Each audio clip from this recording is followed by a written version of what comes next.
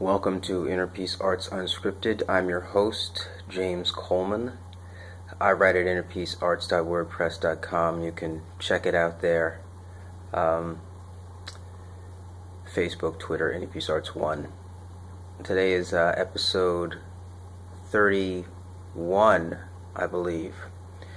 And today I'm going to kind of recap on a topic that I shared with my friends at Triumph Church.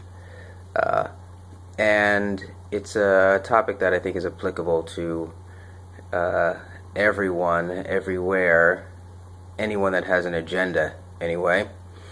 And the topic is not being moved and be not moved.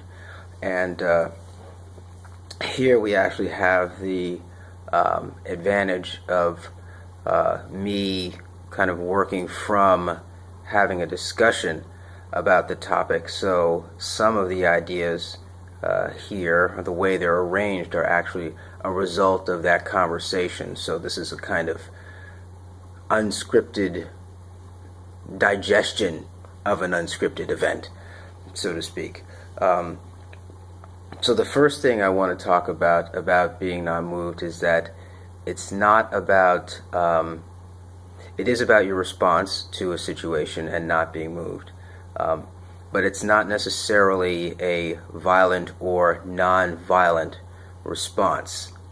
It's really about how you are responding to resolve the situation with the tools that you have available to you. And having the consciousness and awareness to use the tools that you have to their best effect.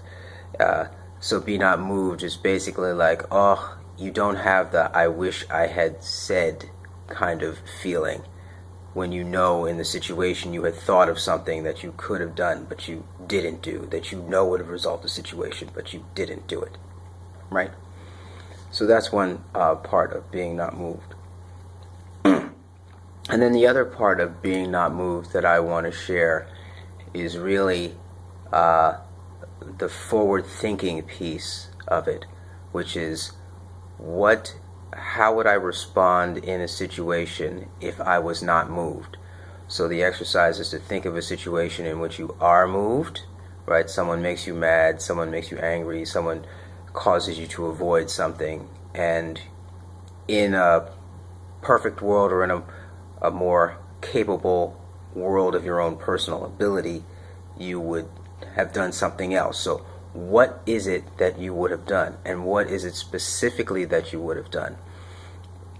And that, I think, is the big exercise that comes out of thinking about being not moved. It's thinking about how I would respond in a situation if I had all of my energies directed towards it and I could resolve it in a way that I knew was right. And then imagining that situation, your response over and over again. So this being not moved is a trainable response. It's not, we're not talking natural responses here, we're talking a trained response. You have in your mind an imagination of what the good response is. You practice that response until it happens. And there's no, I will call it spiritualization of the response. Your response is an observable behavior, right?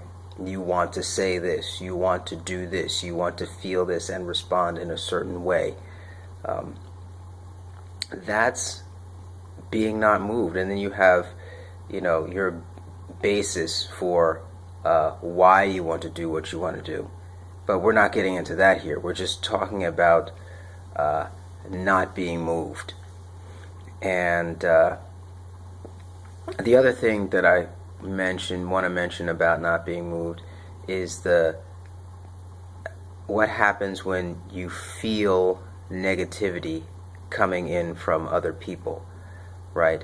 And then that negativity comes to you, and then you respond differently. You respond in a way that you might not want to respond. And one of the ideas that came up regarding that is that notion of being changed by that negativity actually inhibits you from seeing, for example, that person and why they're being negative, and inhibits you from possibly addressing that negativity in the situation. So not the way you feel and how they've made you feel, but taking into consideration where they are and why they are acting the way they are, and being able to respond in a way that helps to move them forward, right? If you're moved from, let's say, off of the rock or off of your ability to meet your agenda, right? Now you have to spend energy to get back on to your agenda. That energy is better spent helping that other person, right? If you train yourself to not be moved, you have more energy to help someone else than having to worry about having to fix yourself and get yourself back in the straights, or get yourself back in a position where you okay, I'm ready to deal with this. No, when you are not moved, you are always ready to deal with whatever comes your way. This is extremely important, right? Because opportunities can come. You don't know when the opportunity can come that will take you to the next level, that will be that next step towards fulfilling that USDA, that unfulfilled self-directed assignment. You have a bunch of them, right? You don't know what's going to be the next thing that's going to move it forward, and you're trying this, trying that, trying this. So being prepared to help another person is giving to that person, and that person can recognize having been given to, and recognize that that given to was given freely, and is more likely to respond in kind with something according to your agenda or helping your agenda, or more likely to give you access to their production, right?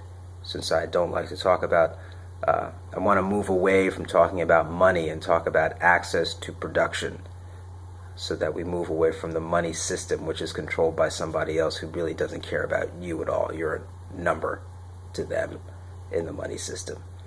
But access to the production of another person, so that you can, get your stuff done, and as well as them having access to your production, right? You have access to things that they need, and you're more likely to share them with them if they're meeting your need in some way. So that's a little bit on being not moved.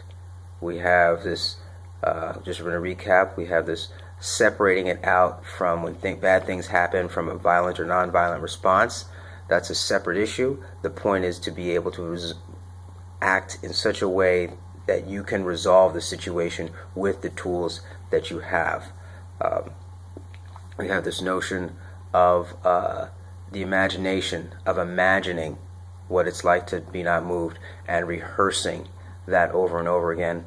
And we also have this idea of being able to not be moved in order to help someone else, and in order to stay on track with your agenda, so that your energy is actually spent more doing something positive for your agenda instead of fixing yourself up in order to do something positive. So that's